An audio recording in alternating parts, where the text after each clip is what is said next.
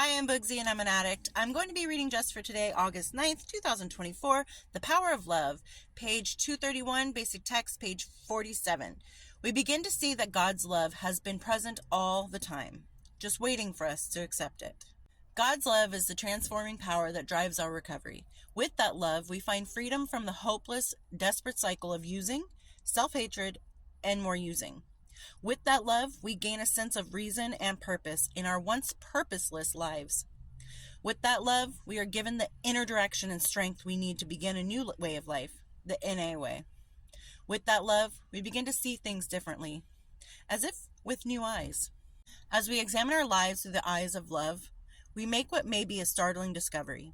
The loving God we've so recently come to understand has always been with us and has always loved us. We recall the times when we asked for the aid of a higher power and were given it. We even recall times when we didn't ask for such help, yet we were given it anyway. We realize that a loving higher power has cared for us all along, preserving our lives till the day when we could accept that love for ourselves. The power of love has been with us all along. Today, we are grateful to have survived long enough to become consciously aware of that love's presence in our world and our lives. Its vitality floods our very being, guiding our recovery and showing us how to live. Just for today, I accept the love of a higher power in my life. I am conscious of that power's guidance and strength within me. Today, I claim it for my own. Well, not to beat a dead horse, but we all know my stance on religion.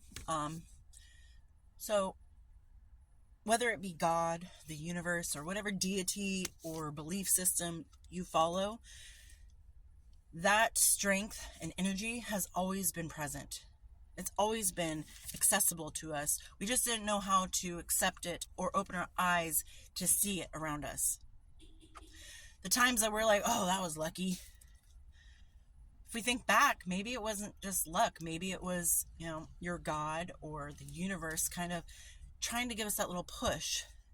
Like, hey, things can get better. Things can be this way. Just keep trying. And I don't want to come off as it's like a magical power, like a genie in a bottle, that when you need something, you can just ask and poof, it's there. But I do want to come off as, if you believe in something, the possibilities are endless. I'm not saying things like, oh, I believe I can fly. Don't make me start singing, okay? But the things that you put into your head are very real and very strong. And what I'm trying to say is the things like, I can get this promotion. I can do this. I know that I'm strong enough, smart enough, and good enough to complete this assignment, this project, to complete this mission.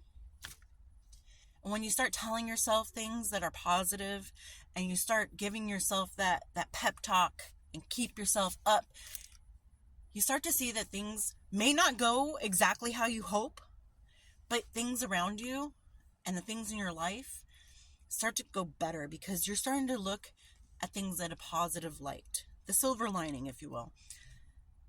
And thoughts and words are powerful. I've said this plenty of times, where you start telling yourself that you're good enough, because you are. You start telling yourself that I know how to do this. I can do this. I will do this. I did this by myself. I did this. I completed this. I am worth it. You start to believe it because it's true. But the same goes the opposite way. You start to tell yourself, well, I suck. I can't do this. I'm not even going to try. Gosh, this always happens to me. Oh, life is so stupid and it sucks and I hate it here. Well, you're going to start feeling life like life sucks and that it's stupid and that there's nothing worth living for, because you're telling your mind that you've given up. So when you put out that energy, that positive energy, I find in my own belief, agnostic belief, that the energy comes back however I put it out. And it's in a way like karma, where you do bad things, karma comes back at you tenfold, like huge, like, oh, you're going to come up on that poor little old lady? Well, guess what? I got you. And like thing after thing after thing goes wrong. But then the good things you do, oh, you help that little lady cross the street, karma will come back, but it'll come back right when you need it. And it might be small, but it was worth it. It's kind of the same thing with the energy that you put out into the world. The energy that you put out to your God, to the universe, to your deity, to your belief system. You're putting out that good energy, you start to see good things happen around you. And I don't know if that necessarily means that more good things are happening than bad, but I do believe that just means that you're noticing more good things happening because you're thinking of things in a positive way. You're thinking of things in a way that can help you grow, and you're not pessimistic all the time. You're optimistic. You're looking forward to the future. So you may notice more often the good things that are happening in your life, the happy things that are happening in your life. When the opposite is true, when you're constantly thinking pessimistic and negative, you'll start noticing all the negative stuff happening. So if you focus on the good, the negative's not going to go away, but it's not going to be so loud. And I know that when I got sober, life just seemed brighter. And when I think back on my addiction, even though it could have been the brightest, sunniest summer day, I still remember it as a dim, filtered, dark, almost nighttime. Because my psyche, my spirit, myself, everything was just so dim and so negative and so sad and so stuck that I couldn't enjoy the brightness around me. I couldn't enjoy the colors. I couldn't enjoy the things that would normally make you happy and bring you, joy in your life. The things that are here every day, all the time, every day. Those things haven't gone away once we got sober and reached recovery. They're just more noticeable now because you know how it feels to be in that darkness and be so, I give up. Whatever. I'm just numb to everything. I don't care.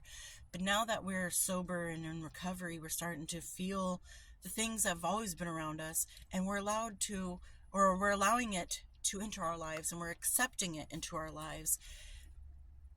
So when you put that energy out into the world, you put that love out into the world, and it doesn't have to be intimate love, like, a lover, a boyfriend, girlfriend, husband, wife, but just loving yourself enough to know that you are worth your recovery can do wonders to the path that you're on. Does that make sense? Like, there's now a light that you can follow that will lead you to somewhere. Not just this empty darkness where every now and then you see a flash of light and you want to follow it and then you just give up because it went away, and I'm not going to pursue that. It's going to take too long. It's not worth it. But now your path is lit up with the love that you're putting out there, the love towards yourself, because when you love yourself and you love what you're doing, it's so much easier to love other people. And I'm not saying that when you have those days where I don't love myself, I can't love other people, but when you love yourself, you'll start to see more and more why you're worth that love. You're a good person. You're becoming a good person. You've made mistakes and you've learned from them, hopefully. And it's just beautiful to learn how to love yourself so that you could properly love others. And it's just a circle. So be positive with yourself, and positive things will happen because you're going to notice them more, because you're not sitting in this darkness at a pity party, for one. Anyway, I hope everyone's doing well out there, and I'll talk to you later. Bye.